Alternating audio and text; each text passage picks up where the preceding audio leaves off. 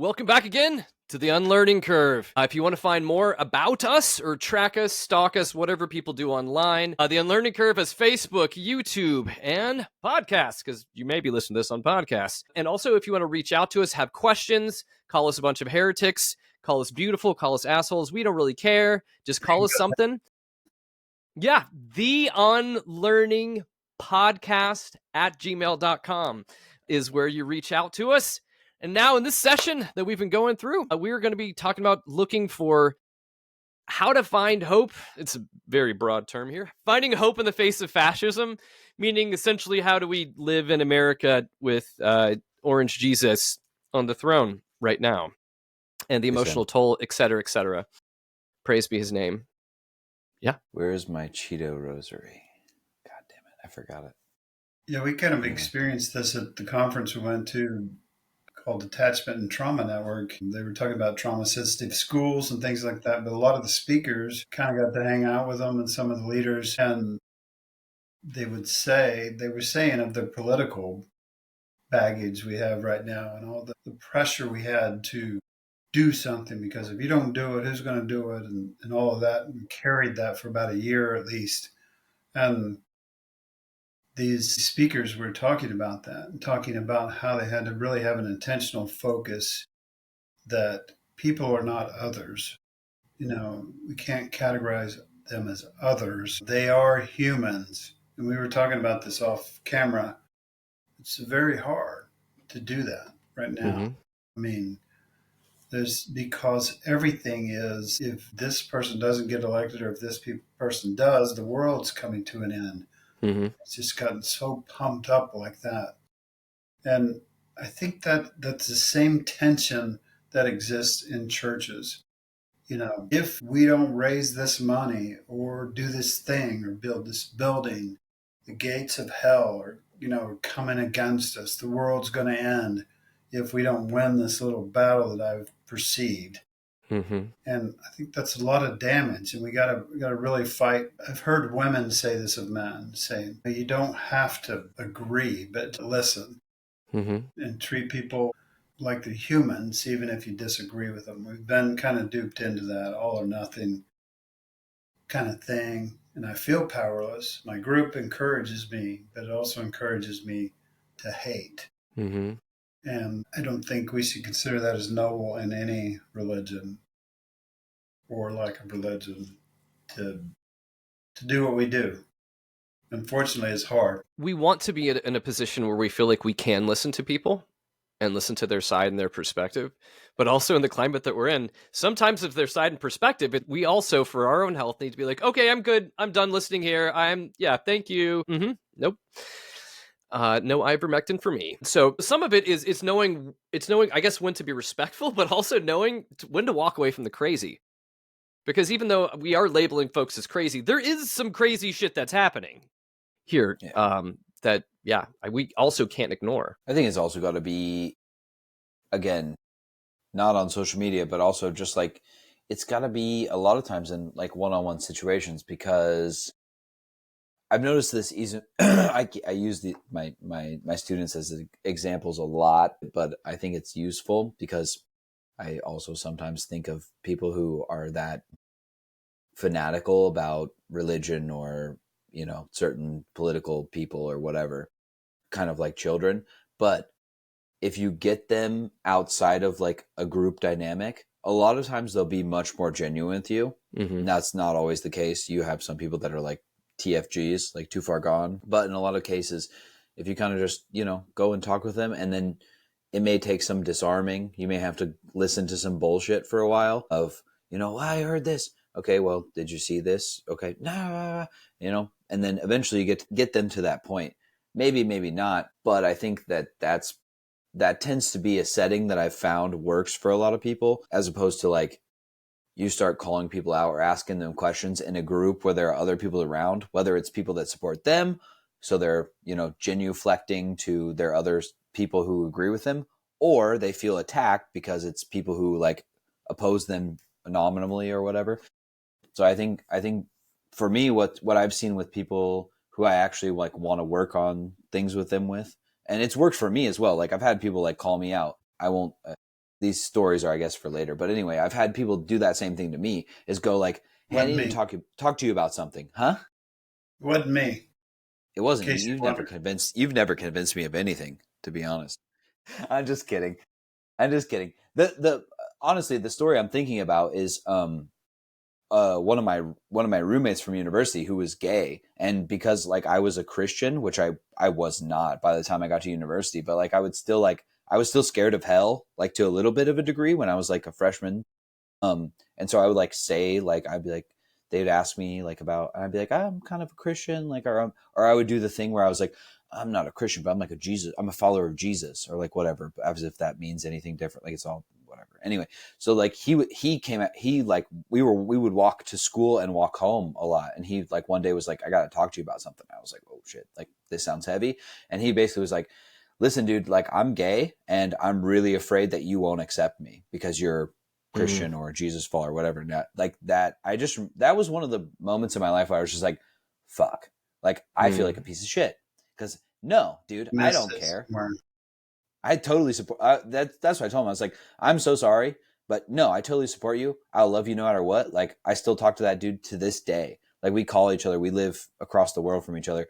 He's like one of my best friends. Like, but that kind of stuff where it's just like, you got to pull someone aside and be like, let's have a genuine conversation. And again, there are people that are not ready for it or will never be ready for it, but you have to get them to that point. And if you put them on the spot in front of other people, it's performative. It's just, again, like social media to maybe a lesser extent, but I think we have to start creating those signs. I keep talking about these things, but I do think it's genuinely important. Create these kind of communities and one-on-one relationships that are genuine as opposed to performative on social media and stuff where we're just trying to own the libs or own the conservatives or like score points for Twitter and like get likes and shit. And like it's a high score thing. I hate that so much. Seems like what people are pushing right now in this specific time zone, time frame. I live in the Pacific time zone. I can't get any words right. So in this specific time that we live in, I keep hearing the word resist a lot. JD has done, studied African American history and so on, but he probably understands this way better than I do. And Stuart, you may understand it better also. But I don't quite fully understand that. But I think this path of resistance, instead of fighting or owning or destroying or any of those words, resist to me sounds better. It may involve speaking up. Correct me if I'm wrong. It may involve speaking up. It may involve doing something, but it's an idea of resisting instead of destroying or overtaking. Like that's a big, huge goal I can't even comprehend, to save the world, right? It's a resistance. Can you guys shed some light on that? I don't know. I talked way too long about something I don't know much about. No, I loved how you brought up the idea that it's not our job to save people, which so much of it has been ingrained into our heads as like evangelicals and growing up in the church and stuff. That is exactly your job, Karl, to save everyone. Save the souls. How many lives? Yes, you'll have the blood. You don't want the blood on their hands, Karl. Yeah. But I love that it's not our job to save people. And mentioning resistance, I think it's finding, for me, and I don't have an answer for it, but lately it's been trying to find where are those avenues and angles that make that matter the most to me, or that are like causing the biggest uproar. Because there's a lot of times where it's easy to just caught up in the whole like mob of everything. Everything's bad. And there's a lot of bad shit happening. In the government, it's crazy, and if we try to focus on all of it, I feel like it's going to make us crazy. But I think it's focusing on where are those areas that, who are those people that you care about that are being pushed back? Where are those spaces to step in, and not doing it in a white knight kind of a thing where we're like, we're the white saviors here to clean up this mess. But I think it's finding those things that impact you and those that you love around you, as opposed to doing this as a huge blanket, like resist kind of a thing too. Because I think we can get caught up in everything, resist everything, and it'll burn. I feel like that'll burn us out. It can become a mantra in and of itself, which doesn't mean anything. I'm just resisting. Sorry, go ahead. The results of what you do locally are small and fewer and far between. than what the ideal goal is presented to us, whether it's in religion or politics, is, but if you give here or if you do more over here, you'll affect the whole thing. You're going to bring the house down. It's going to be your accomplishment that we destroyed, took over, or took back, or saved the world. It's just that promise of more recognition, more something more important. But really, like you guys are pointing out, the real important stuff is, how am I treating my wife? How am I approaching life in general? What kind of impact does that have on other people? Positive, negative, and so on. Mm-hmm. I think what you're saying about like resistance too, it's the same thing with how you have to understand the people that you view as opposition. Is that I have studied, a lot of my historical studies in university were like Black freedom movement, these kind of things. And you also have to understand that those, like, again, one of my biggest things in teaching as like a sociology teacher is people are not monoliths. There are no monoliths. Everyone is an individual and everyone has different goals and values and ideas. And we all think we're going in different directions. But if we can agree on some broad ideas, we can probably get somewhere. But just like that, like what I'm saying with that is like in the resistance, whatever that this is why I don't like slogans and stuff, but like whatever that means, you have to understand that those people are all individuals. Like, do you mean Martin Luther King Jr., to use this to continue on with this theme, or do you mean Malcolm X? And do you mean Malcolm X in the like early 1960s, or do you mean Malcolm X right before he was murdered? Do you mean like some guy who was working in a factory, who was like a black man protesting for his rights in a union in Chicago? Or do you mean someone who was like an old grandma who was holding a shotgun under her bed, praying, like waiting for the KKK to come to shoot, to make sure she could protect herself? Like, it means very different stuff to very different people. And resistance can mean something from, I'm going to talk about it on a podcast, or I'm going to organize with my local union or whatever. Or it could mean we have to arm trans people. Like, it can mean very different things. Like it, and I think all those groups can at least find commonality. It makes me think of a thing that Seth Adams told me one time, Dad, someone who you know, who I think is a very smart man. He defined it as like, we can find commonality in the way that, like, thinking about it, like getting on a bus. Okay. So I have a destination in mind, right? We're probably, all of us and probably a lot of people we know, we're moving in the same direction, right? We get on the bus. I may want to get off earlier or later than you, but until we get to my destination, I'm going to ride the bus with you. I think that is like something that we need to get around, is like, okay, and we can kind of debate, and maybe you can convince me to ride the bus a little further, or I can convince you to get off a little bit earlier. But I think that's kind of something we have to get around, because there's such this idea of like, we're so individualistic and we all like, I've got it figured out, that there's no room to be like, no, you're right, I'm going to move a little bit in this direction, but a little bit in this direction. And I think for me, that's frustrating, because it demonstrates a lack of critical thinking and a lack of like pliability in ourselves. We need to be more, I don't know, I can't think of the word right now. Again, I've been awake since 5:30 this morning, but it's 12:30 right now. But we need to be pliable. We need to be able to apply ourselves to these other situations, and we need to use our individual expertise, but also be willing to listen to other people's expertise. I think of, you were talking about like, and I'm sorry, I'm going on a rant here, but like you were talking about like where we can help, where we can find our kind of our niche or something like that, Dad. Like, I think of people who, like, we were talking about old ladies that give away all their money. I was also thinking about old ladies in the church. Like, those people go in, they put in their work. They would be in the church morning to night sometimes, cooking, cleaning, doing everything. And they didn't go out to like get some appreciation or something. They just went in there and did it because they thought it was the right thing to do. Whatever. In the church, that may be misguided, maybe not. But I think that's kind of what we have to do, is in our communities, whether that's a global community, local community, whatever, we have to go and put in the work, and we have to be willing to have our minds changed, but also try to convince others, and have those kind of interactions where we can actually have genuine connection and build those kind of things. Anyway, I'm going to be quiet. So Paula Stone Williams, a trans woman, said to us, here's how you solve most things, especially as they relate to persecution of people and so on.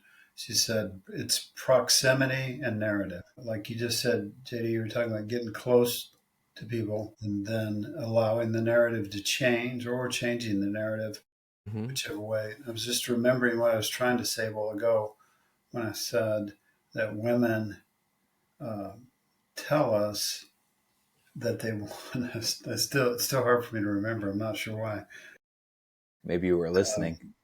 Uh, yeah, I Just said kidding. they say it's listening. I just totally forgot it. Stuart, you're gonna have to edit. I'm just giving. I'm sorry. I'm being That silly. was your fault, JD. It was. You can blame that on me. That's okay. See, No, but and yeah. this is how we build community. Is I'm going to take the heat for that one because I was being a shithead. I'll admit that.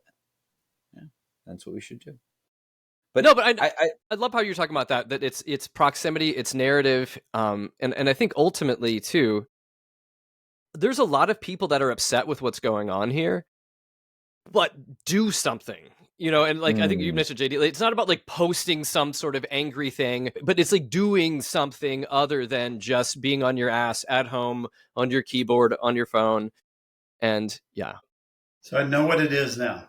There we go. What they say is when you're in those situations where somebody's saying a racist comment, where they're downgrading women, using wrong terminology, and what they want you to do, what women said they want you to do, according to these women that we talked to, was just to say, hey, is that the right thing to say right now? JD used to tell me, you might want to think about this. And that probably had more influence on me than anything else. It's just that kind of that encouragement to say, I want to think about that. Or like sometimes when you do something, you're talking about your weirdness, that's to someone that they'll ask you, people in our circles sometimes ask, what's that about? Mm-hmm. When you say, I always do this, I do it that way. What's that about? Why do you do that? And those kind of things, rather than, this emotional battle that we get into of I've got to win and I got to win right now. And this is, if I don't, the world's going to hell, Mm-hmm. right? We got to get out of that mindset.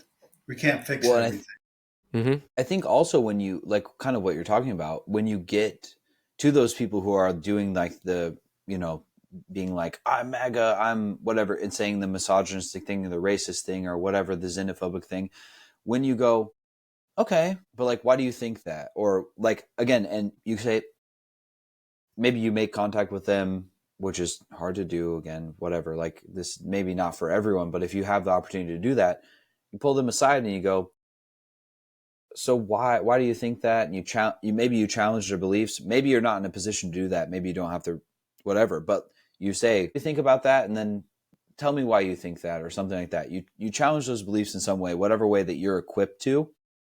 I think for a lot of those people, it's disarming, kind of to what you were talking about. It can be. It's something that instead of being in this defensive mode, I think we've talked about this on the podcast before. But instead of using our lizard brain, right? And going, everyone's attacking me. I'm a Christian. So if someone's attacking me, I must be right. Like these kind of things. I'm like, I'm under attack by whatever it is, like, white genocide, all these nonsense terms. Instead of that, you're going, okay, I hear you. So why? Why do you feel that way? And a lot of times they have nothing to back that up with. And so then it's pretty easy to go, okay, so you feel this way because you were told to, or because like what have you experienced? And then you can walk them through that. And I think that's much more useful than them shouting and then you shouting back at them. Now, in some cases, maybe that's what you need. Maybe you need to tell someone to shut the fuck up. Like that is sometimes what you need to do.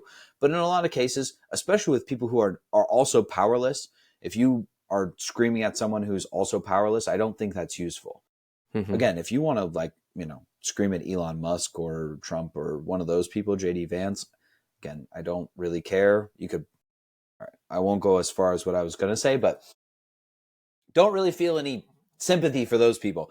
But the average people, like workers and things like that, I do, because like they do deal with shit. They're dealing with things like cost of living increases and things like that. That is a problem for working class people. And if it's the what they've been told their whole life is that it's Christianity is the answer, or Trump is the answer, Republicanism is the answer, whatever, then we should try to work with those people. And it's going to be frustrating. It is. I've done it. I have a lot of friends that think in that way. But for the most part, you can at least get somewhere, as opposed to yourself just being frustrated and screaming back at them, and none of us get anywhere. But you mentioned the word powerless. And I feel like a lot of people feel that nowadays, especially whether it's economic or just everything feeling like chaos, depending upon which group you are a part of. You may be feeling attacked, quite literally, where we're at here. I guess it's easy for us to feel that powerlessness also collectively and then move easily to despair. Whereas then I think that leads us to also then check out when we're at places like that.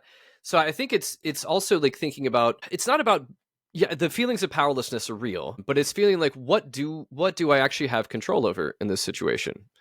Do I have control over what Doge is doing, or any of this made up bullshit? Yeah, no, I don't. And we can make fun of it and laugh at Elon being Elon, even though I know it's hurting people, but I have no control over that. Like, nothing I do, no strike of the pen, and no word am I going to say that's going to make Elon go, huh, you know what? I really am an asshole. Thanks. I'm going to go have some introspection time right now. No, that's nothing. Like, that's not going to happen. Like, that's not. But what can we control in our spaces? What are good things that we have that are going on in our lives too? Because there's a lot of shit. There's always a lot of shit, and this shit seems particularly heavy now. And I feel like we're just getting hit with it over and over and over and over again. But I think it's finding what is the good and what can I do outside of just complaining, because I feel like we default to that very quickly, just complaining. Yeah, I think to exactly what you're saying, like, owning Elon Musk on Twitter is fucking awesome. But does it do anything? Probably not. But again, if it's catharsis that we're looking for momentarily, I think there's nothing wrong with that. Again, I'm the first person that will make fun of these people, will ridicule these people. But I think when it comes to, like, again, people in power, but when it comes to people who are following them, just the same as I would say about the people who are following some, prosperity gospel preacher, I think we need to care for those people. We need to reach out to them on their level. And we don't need to, it's just, I would say, just as cruel as the people who are stealing their money to ridicule them, to make their position that is already such a horrible position even worse. I think that's horrible. But yeah, I think we need to find where can we make a difference? And again, sure, make fun of Elon, do whatever you're going to do with those people. That's fine. I'm totally cool with that. But we should also find where we can make a difference. Go ahead. So there are power differentials. So criticizing someone that's above you in the power differential can be noble, right? It's brave to some extent. It might not do any good, but we can at least say what we feel. But doing that in reverse, when you have the power advantage, is cruel. Yeah, I the idea in comedy of punching up or punching down. That's what I was thinking about too. Yeah. I think that's important. Although then we got to still weave that message back in that everyone's a human being. There's reasons why people are the way they are. That doesn't excuse everything. And men should be in. Always say they shouldn't be on the stage if they want to be on the stage that badly. So there's the problem we've always had. Until we have enough women and minorities and things like that in those positions. I agree. We need more Paula Whites. My thing is it's all socially constructed. That's my sociology teacher take. I get your point, and I think I do think representation is important. But I think we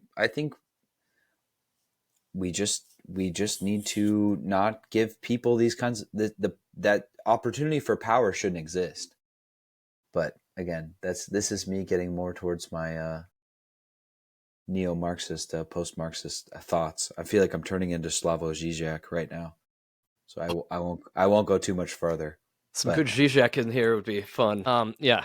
Anyway, but sorry, I cut you off, Dad, but I agree with you. I think we should view everyone, even these monstrous people, as human, but I think we should find ways that we can create a society where they don't have the opportunity to take that stage, to use the terminology you're using. Yeah, and so things like powerlessness scare us. Yeah. So it's just like solitude, just like not having the power scares us. And I think there's something to taking an honest assessment and just saying, am I really powerless? First of all, Mm-hmm. how can I live my life, or simple things I could do that I really have the power to do?